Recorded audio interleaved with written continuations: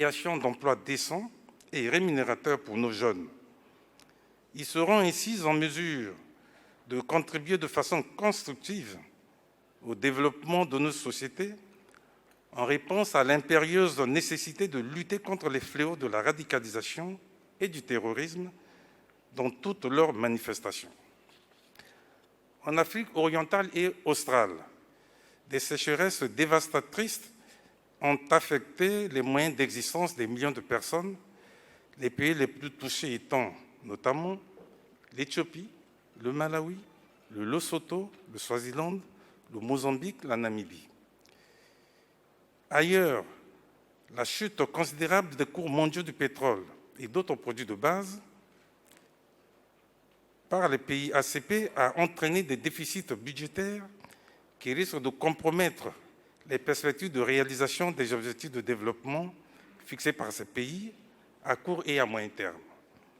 Excellences, Monsieur le Premier ministre, Excellences, Mesdames et Messieurs les ministres, Excellences, Mesdames et Messieurs les ambassadeurs, tout n'est pour autant pas catastrophique dans tous les pays ACP. Sur le plan politique, des élections locales, législatives et présidentielles se tiendront au cours de cette année dans plusieurs de nos États. Du reste, certains d'entre eux ont déjà été organisés avec succès.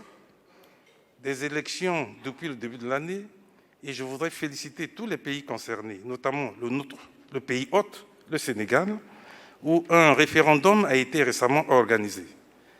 S'agissant de mon pays, la République du Congo, Son Excellence Denis Sassou Nguesso a été élu et investi le 16 avril dernier pour un mandat de 5 ans.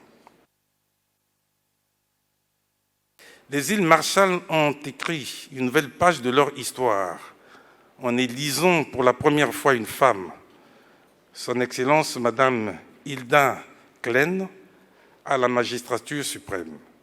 Excellences, Monsieur le Premier ministre, Excellences, Mesdames et Messieurs les ministres, cette 103e session du Conseil des ministres ACP revêt également un intérêt capital, car elle se tient à un moment où notre groupe est appelé à prendre des décisions cruciales sur les fondamentaux de son avenir.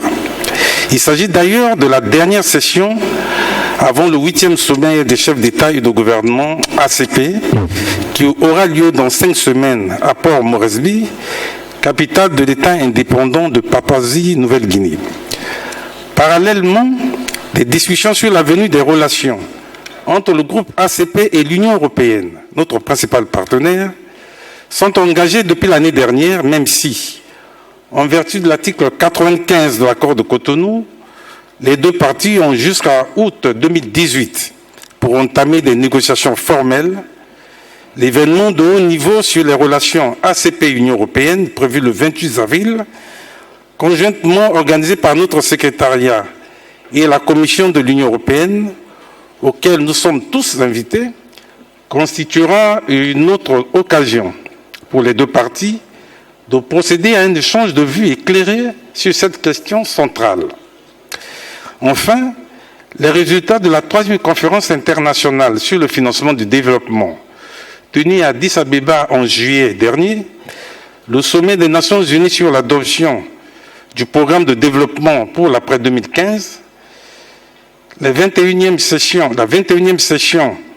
de la conférence des parties à la Convention cadre des Nations Unies sur le changement climatique, tenue en décembre 2015, et la 10e conférence ministérielle de l'Organisation mondiale du commerce, tenue également en décembre 2015 à Nairobi, sont autant d'événements qui requièrent du groupe ACP un processus de réflexion sur le moyen de réorienter nos priorités face au programme de développement mondial en constante évolution.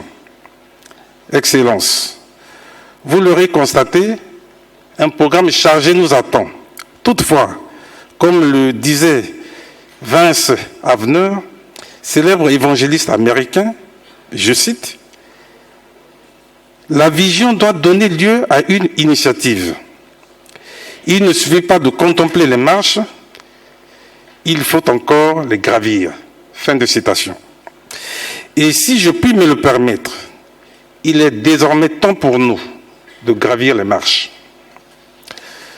Pour terminer, permettez-moi d'exprimer mes remerciements au président du comité des ambassadeurs, mon compatriote, Excellence l'ambassadeur Roger Julien Menga, ainsi qu'à l'ensemble des membres du comité des ambassadeurs, pour tous les efforts déployés afin de mettre en œuvre des décisions que nous avons adoptées au cours de notre dernière session.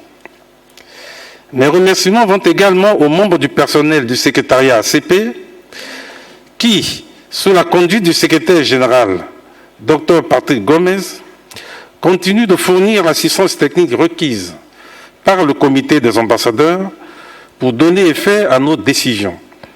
Selon les informations à ma disposition, ils ont travaillé avec zèle et impartialité, avec force et courage, pour préparer la présente session. Toutes nos félicitations et notre considération. Excellences, Monsieur le Premier ministre, Excellences, Mesdames et Messieurs les ministres, Excellences, Mesdames et Messieurs les ambassadeurs, Mesdames et Messieurs, je vous remercie de votre aimable attention. Je souhaite plein succès à nos travaux. Je vous remercie. Lerel.net, s'informer en temps réel, site d'information exclusive numéro 1, www.lerel.net, un nouveau look de Lerel.net, une valeur sûre du journalisme en ligne, 12 journalistes, des reporters sur le terrain, dont des anciens éléments, des renseignements généraux pour les investigations, des enquêtes fouillées, des reportages chocs et une rubrique People riche en infos, sans oublier la Web TV. Lerel.net, s'informer en temps réel.